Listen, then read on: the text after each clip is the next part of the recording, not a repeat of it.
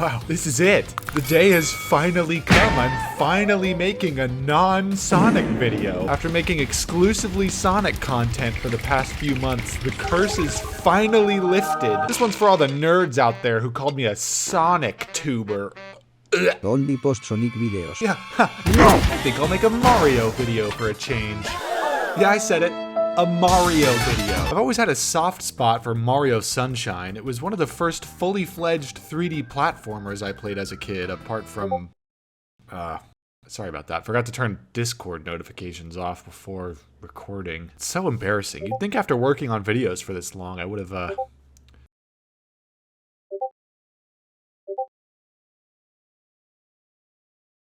So Sonic Frontiers finally came out, and some people love it, some people hate it. Sonic is always a point of contention for gamers though, so I can't say I'm really surprised. But yeah, you've got some people touting it as the best Sonic game in years, due to the game's soundtrack, the history, and the juggability, and some are claiming it's yet another miss in Sonic's long history of games with varying degrees of quality. Well, I've finally finished the game, and I've got some thoughts on it I wanted to get off my chest. In an effort to remain as impartial as possible, I did my best to stay away from any and all Sonic Frontiers related discourse. How the fuck am I supposed to know what to think without someone telling me? I mean, I gotta think for myself? I still haven't watched the new Cybershell video on Sonic Frontiers. That's how much I'm sticking my neck out for you fuckers. Do you know how difficult it is to fight the natural human need to watch Sonic videos? I mean, what do you think I'm making these videos for? You think I actually like this shit? I'm just doing this for views. I mean, come on guys, look at these graphics. P.U. stinky. Although Sonic 4 was pretty good. What I meant to say is, bruh.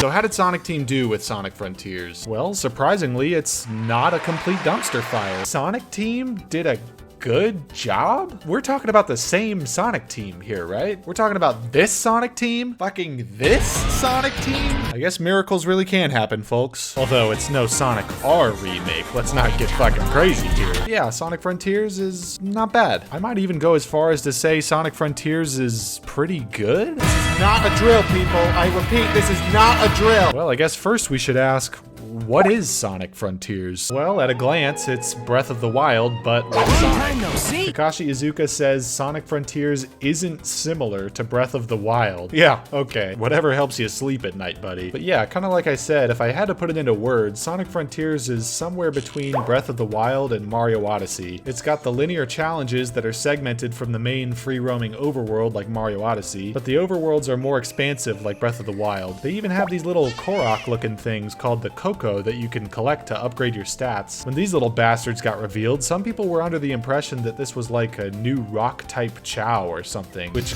God, I wish they were. I mean, the Coco are fine, they're cute and all, but these videos and basically my entire sense of humor is fueled on Chow gifs. Their whole thing is that they just fucking look cute and die. I can't do anything with that, that's fucking depressing. And I'm really starting to scrape the bottom of the barrel here.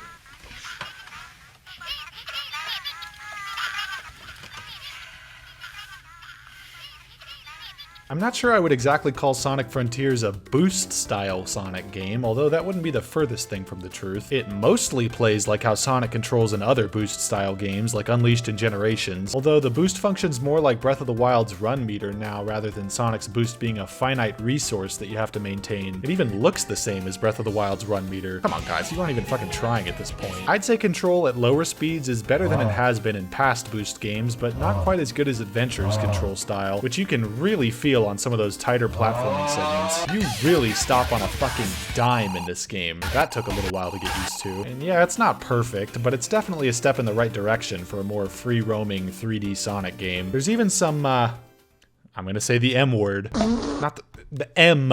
Momentum.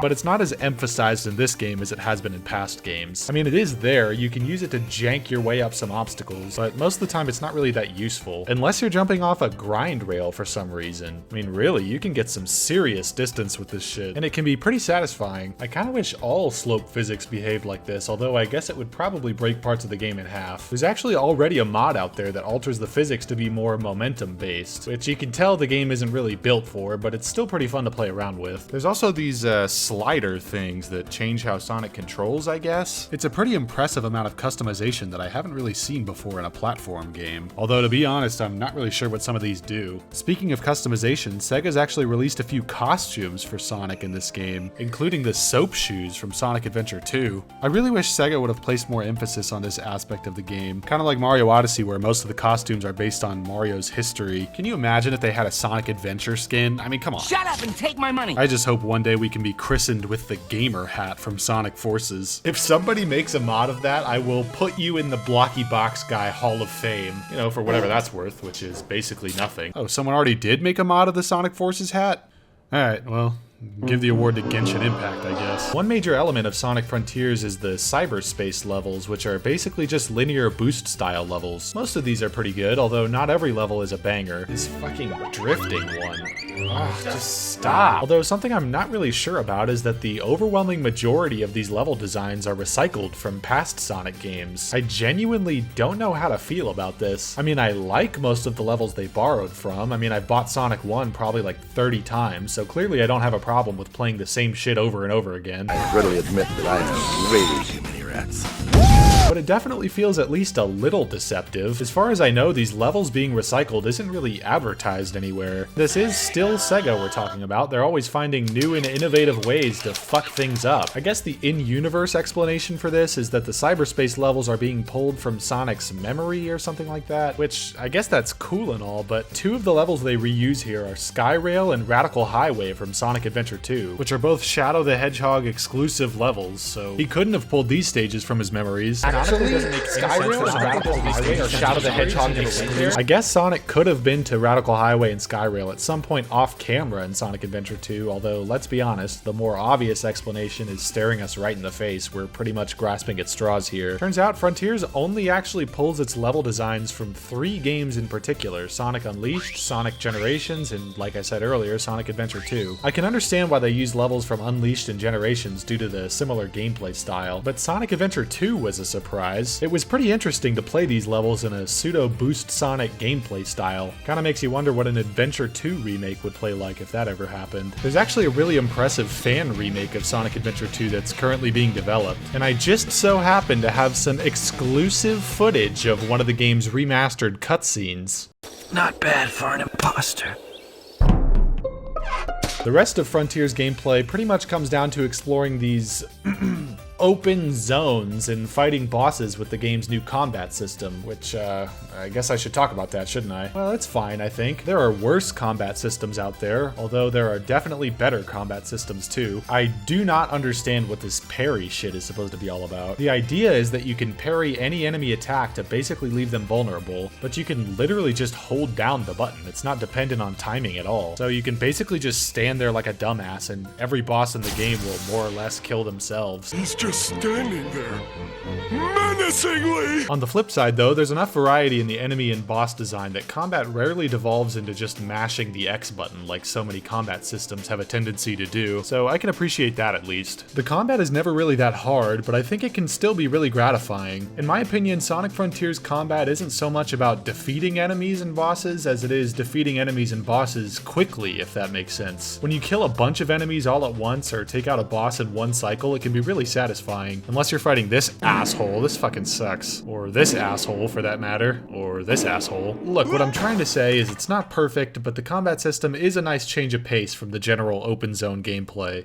Speaking of which, these open zones are, yeah, they're pretty open, alright. There's really not a whole lot going on visually, which I get is intentional. This is supposed to be like an abandoned ancient civilization and all, but it doesn't really make for an exciting gameplay experience running through vast open fields the majority of the time. That said, the memory token courses and map puzzles are pretty fun, but they get a little old by the end of the game's 20+ hour runtime. They're pretty entertaining for a while, and the memory token challenges can be pretty satisfying to nail on your first go, but I mean, it's not like they're all that engaging or difficult. Sonic Frontiers as a whole isn't really all that difficult if I'm being honest, even on hard mode. The hardest challenges the game had to throw at me I had done in 2 or 3 attempts, with the only exceptions being the final boss and S-ranking the literal second level in the game. Really though, this level's S-rank timing is pretty strict. Unless you're a speedrunner, then you could just The final boss in all of these little hacking mini games are just Ikaruga, which is fine. I mean, I like Ikaruga. It's just exactly the same, with the flipping between black and white and everything. Team, we need ideas for a final boss. Does anybody have anything? Anything at all?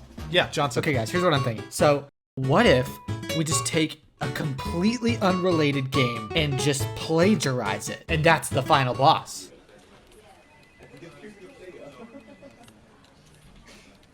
Yeah, sure, fuck it. Way to go, team. We did it again. We'll call this brand new gameplay style that nobody's ever done before, open zone space shooting. I was pretty pleasantly surprised to find that a lot of prior events and characters are mentioned in this game, like way more than usual. You can tell that Sonic Team is taking Sonic in a more grounded direction and focusing on how all the games tie together. In fact, Sega is actually hiring an associate lore manager for the Sonic franchise, apparently. Which, Sega, just so you know, I'm not married to the whole YouTube thing. If you want to give me a call, they're always finding new and innovative ways to fuck things up. I was just joking around when I said all that. What inspires your general decision-making process? Money. That's weird. I don't remember. I actually don't remember saying that. Pretty sure Sega is run by Hitler. Whoa, did I say that? That was out of context. This is not a joke. I legitimately think that Sega is run by Hitler. You don't know that I'm talking about the same Hitler, though. Like Nazi Hitler. This Hitler. You know, just cut away. Just cut away. Just put in like an explosion or something. Although they're only mentioned briefly, Styx the Badger from the Sonic Boom series and Tangle the Lemur from the IDW comics are both mentioned by name in this game, which has some pretty significant lore implications. They also make reference to the events of Sonic Adventure 1, 2, Heroes, Unleashed, Shadow the Hedgehog, Lost World, Forces. I mean, they really went all out here, which is pretty awesome to see as a longtime Sonic fan. Sonic even mentions Jet the Hawk in the events of Sonic Riders, which, like, holy shit, I guess even the spin-offs are canon now? Not really sure that's a good thing. Who are you? Ew, what the fuck? This game also features a brand new character, Sage, who serves as one of the game's antagonists. He's basically an AI that Eggman created, although as the story progresses, you begin to see Eggman kind of adopt her as a daughter. I guess it's pretty cool to see some character development for Eggman. That really hasn't happened much since Sonic Adventure 2. The Eggman's daughter idea isn't completely new though. When Sonic Mania came out, fans created this character, Eggatha, which was largely based on a misconception of this upside-down Eggman sprite. I kinda wonder if Sonic Team took inspiration from this character for Sage. I wouldn't put it out of the realm of possibility, but I also kinda doubt it. But not so fast, you egg asshole. Where's the love for your other robots, huh? What are they, just fucking chopped liver? You just have one little song about, I love you. Meanwhile, Metal Sonic has been here for years, and Stardust Speedway slaps! Speaking of which, this game's music is pretty good, I'd say. Definitely not my favorite Sonic soundtrack, but there are some standouts. I particularly enjoyed the Big Fishing minigame song. That one's pretty great.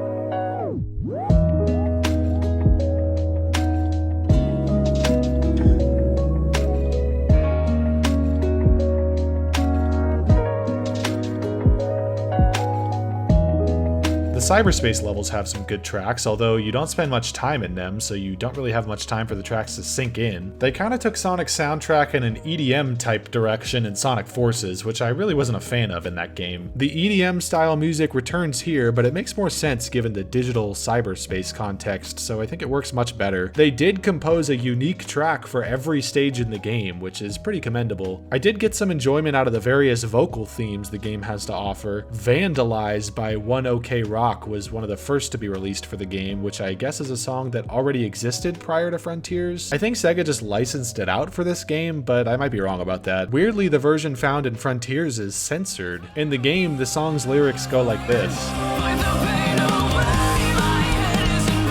But in the uncensored version, it's this.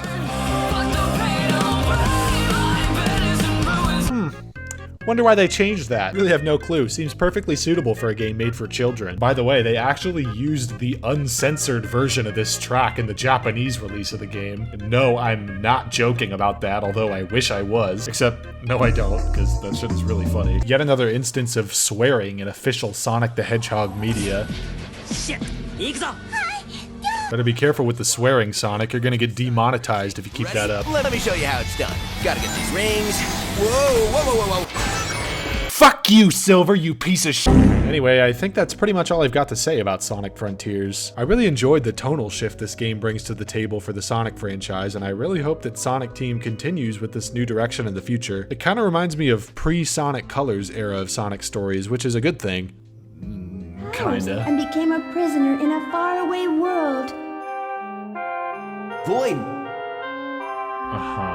Void's power of darkness. I guess that's it. The gameplay is pretty solid, although it kind of falls short in a few areas. If I had to give it a rating out of 10, I'd probably give it a 7, but it does have Big the Cat in it, so realistically it's more like a 10 out of 10! It's definitely a step up over Forces and Lost World. I mean, I actually bothered finishing this game, which I can't say I did for the last 2 Sonic games. Last thing I wanted to say is I opened up a Patreon. What was that? Didn't quite catch that. Said I opened up a Patreon. One more time. One more time. I opened up a Patreon. You guys know how it is. YouTube sucks. They're cracking down on swearing, of all things. Can you cool it with the swearing? It's making our advertisers uncomfortable. Who let the lemon head into the room? You are a waste of life, and you should give up. Is what I want to say, but I won't. I mean, what was I supposed to do? It's either start a Patreon or you can get used to... Frick you, Silver, you silly goose. I've got some perks lined up, so if you want to take a look, the link is in the thing. But if not, then like, comment, and subscribe, and who knows, maybe next video will only take 2 months. Oh, I fucking hope not. I'm aiming for a video every 1 to 2 weeks. Like that's ever gonna happen. Anyway, that's pretty much all I've got for today. Next video is gonna be my real first Mario video. Here's a preview. Anyway, like I was saying before, Mario Sunshine is a really nostalgic game for me. It didn't exactly set the world on fire the same way that some other 3D platformers did, but you gotta be fucking kidding me.